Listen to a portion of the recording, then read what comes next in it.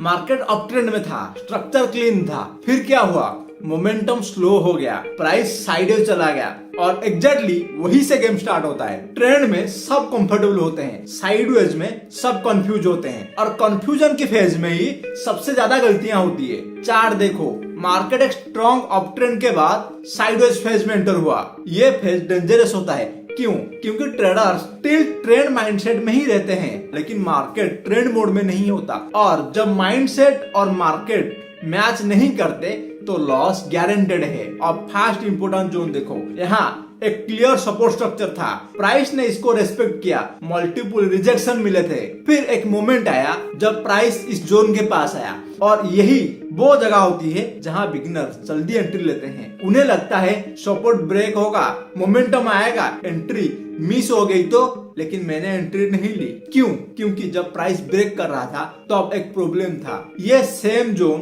पहले मल्टीपल बार होल्ड कर चुका था, मतलब यहाँ लिक्विड हेवी था, मतलब फेक मूव का चांस हाई था।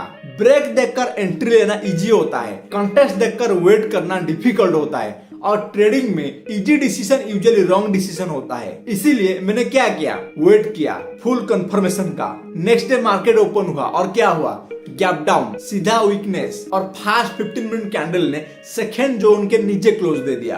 अब बिगिनर्स क्या करते हैं? यहीं पर एंट्री मार देते। क्यों? क्योंकि अब उन्हें लगता है अब ब्रेकडाउन कंफर्म है, लेकिन मैंने फिर भी एंट्री नहीं ली। क्यों? क्योंकि एक रूल है, ब्रेकडाउन तब तक वैलिड नहीं होता जब तक डे लो कन्वेंशनली ब्रेक ना हो। अगर डे लो इंटैक्ट है तो मार्केट अभी भी रेंज में है और रेंज में ब्रेकडाउन ट्रेड करना कॉइन टॉस करना जैसा होता है। तो मैंने फिर क्या किया? वेट किया, फिर से वेट। पेशेंस बोरिंग होता है लेकिन प्रॉफिटेबल होता है। फिर आया 11-15 मिनट का कैंडल। इस कैंडल ने फाइनली डे लो ब्रेक किया और उसके नीचे क्लोज दे दिया। अब क्या चेंज हुआ? अब मार्केट रेंज में नहीं था, अब स्ट्रक्चर ब्रेकडाउन मोड में था। अब ट्रेंड लेना लॉजिकल था, इमोशनली नहीं, स्ट्रक्चरली।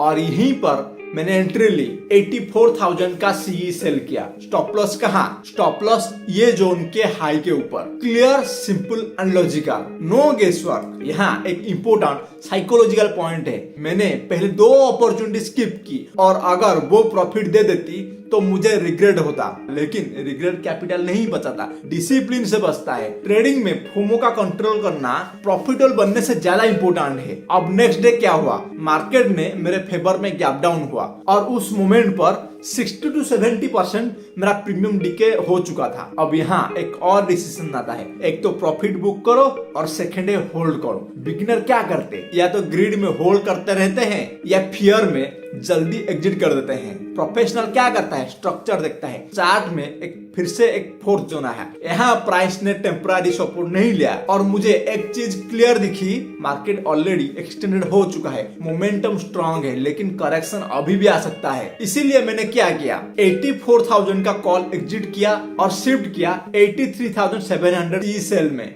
मतलब रिस्क एडजस्ट, पोजीशन को स्ट्रक्चर के हिसाब से अलाइन किया। यही डिफरेंस होता है। बिगिनर ट्रेड करता है प्रेडिक्शन से, प्रोफेशनल ट्रेड करता है अडॉप्टेशन से। इस ट्रेड में सबसे इंपोर्टेंट क्या था? एंट्री नहीं थी, एग्जिट नहीं, सबसे इंपोर्टेंट था पेशेंस। 3 बार मार्केट ने सिग्नल दिया, पहली बार नो एंट्री, दूसरी बार नो एंट्री और फाइनली थर्ड टाइम में वैलिड एंट्री मिला और सिर्फ तीसरी बार ही स्ट्रक्चर कंप्लीट था। अगर मैं पहले जोन पे एंट्री ले लेता तो ट्रेड अर्ली होता और अगर सेकेंड जोन में एंट्री लेता तो ट्रेड रिस्की होता और अगर थर्ड जोन पे एंट्री ली तो ये ट्रेड लॉजिकल था। ट्रेडिंग का गेम यही है, राइट डायरेक्शन से ज्यादा राइट टाइमिंग का इंपोर्टेंट होता है। इस ट्रेड से 3 ब्रूटल लेसन्स मिलते हैं। जो फर्स्ट लेसन है, एवरी ब्रेकडाउन ट्रेडेबल नहीं होता, कॉन्टेक्स्ट के बिना ब्रेकडाउन सिर्फ नॉइज होता है, स्ट्रक्चर के साथ ब्रेकडाउन रियल अपॉर्चुनिटी होता है। और जो सेकंड लेसन है, patience is the trading edge. Indicator edge नहीं देता, स्ट्रैटेजी एज नहीं देती, वेट करने की एबिलिटी एज देती है। और जो थर्ड लेसन है, प्रॉफिट सिक्योर करना भी स्किल है।